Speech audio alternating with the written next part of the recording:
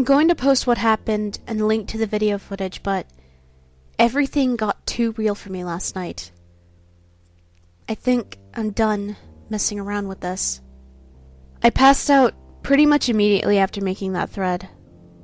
Last night, however, I had a dream about that Elegy of Emptiness statue.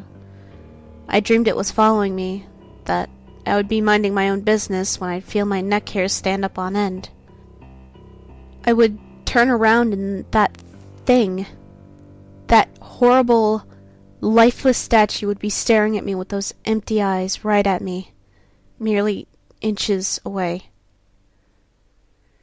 In my dream, I remember calling it Ben.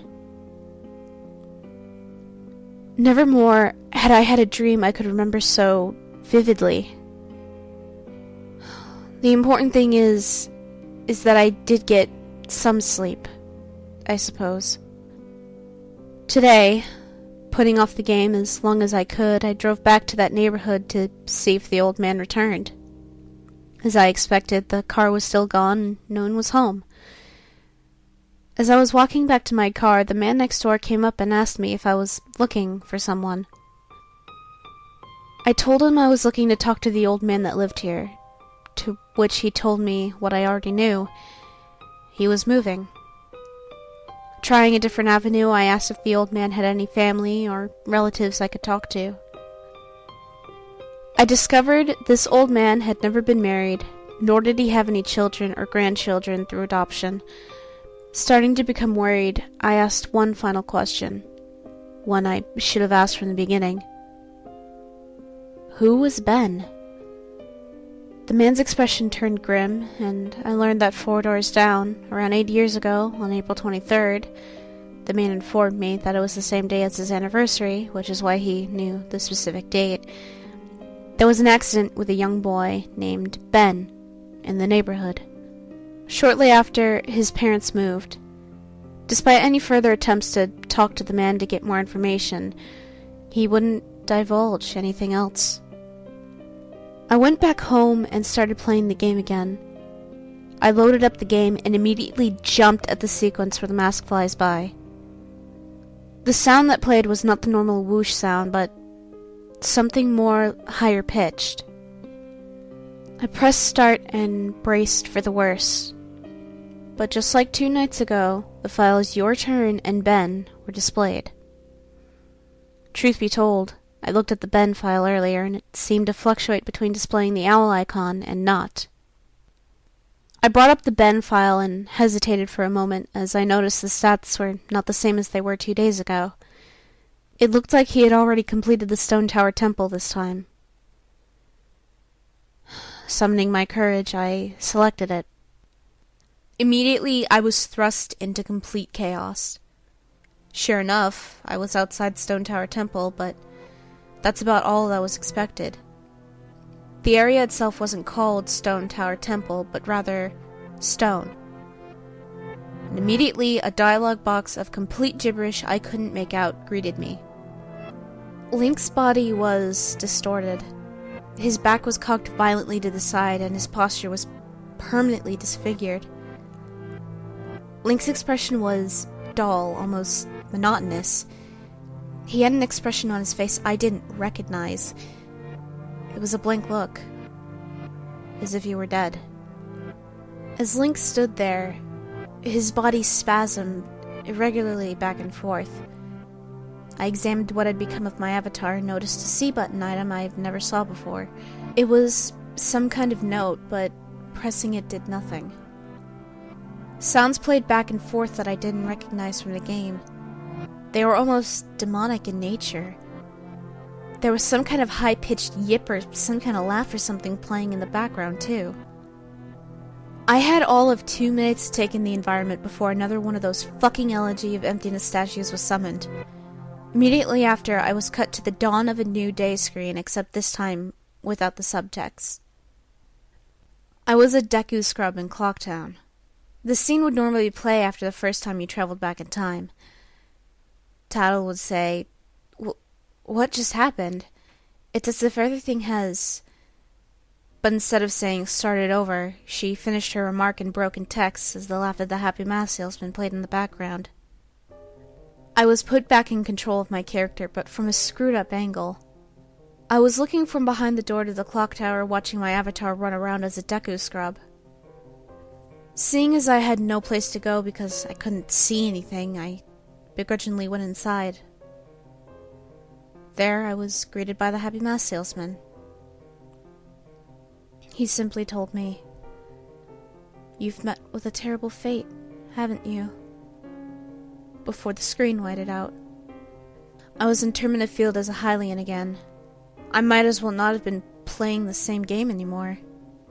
I was being warped around and there was no sign of a clock or anything. I took a moment to get my bearings as I looked around the field, and immediately I could tell this wasn't normal. There were no enemies, and a twisted version of the Happy Mask Salesman's theme was playing. I decided to run towards Woodfall before I noticed a gathering of 3 figures off to the side. One of them was Epona. As I approached them, I saw the Happy Mask Salesman, the Skull Kid, and the Elegy of Emptiness statue standing there as well. I figured maybe they were bugged out, but by then I should have known better. Nevertheless, I approached them carefully and found Skull Kid and Epona were doing some kind of idle animations on loop. The Elegy of Emptiness statue was doing what it had been doing all along, standing there, eerily. It was the Happy Mask Salesman that scared me profoundly more than the other 2. He, too, was idle and wearing that shit-eating grin. However, wherever I moved, his head slowly turned and followed me. I had not engaged in any dialogue with him, nor was I in combat with him, yet his head still continued to follow my movements. Reminded of my first encounter with the Skull Kid on top of the clock tower, I pulled out my ocarina, to which the game played the ding sound that tells you're supposed to play it, and tried a song I hadn't played yet. The Happy Mask Salesman's own song, and the song that had been playing on loop back in Day 4. The Song of Healing. As I finished playing the song, an ear-piercing shriek blasted the TV speakers. The sky immediately started flashing, and the Happy Mask Salesman's twisted theme sped up, intensifying the fear inside me. Link exploded into flames and died. The figures stayed lit up during the death scene as they watched my lifeless body burn. I can't describe to you how sudden and terrifying the transition from eeriness to terror it is. You're going to have to watch the video if you want to see that firsthand. That same fear that caused me to lose sleep 2 days ago started to grip me again as I was met with the text, "You've met with a terrible fate, haven't you?" for the 3rd time. There has to be some kind of meaning to that. I had little time to ponder as I was immediately given another small cutscene of transforming into Azora. Now I found myself at the Great Bay. Hesitant but curious to see what the game had in store for me, I slowly made my way towards the beach, where I found Epona. I wondered why the game had decided to put her here. Was the game implying she was trying to get a drink? Unable to take the mask off, I decided that riding the steed wasn't the reason she was placed here. Suddenly I realized that Epona kept neighing. The way she was angled made it look like she was trying to signal a point to me off in the distance. It was a hunch, but I dove into the water and started swimming. Sure enough, I almost missed it. I found something at the bottom of the ocean. One last Elegy of Emptiness statue. I went down to examine it, and suddenly my Zora started to do a choking animation I had never seen a Zora do before. Which didn't even make sense, because Zoras can breathe underwater. But regardless, my character choked to death and died. Again, the statue was the only thing that was highlighted in my death. I didn't respawn this time. I was booted back to the main menu as if I restarted the console. The title screen was before me, and I knew the only reason it would put me here is because the save files had changed again. Taking a deep breath, I pressed start and found out I was right.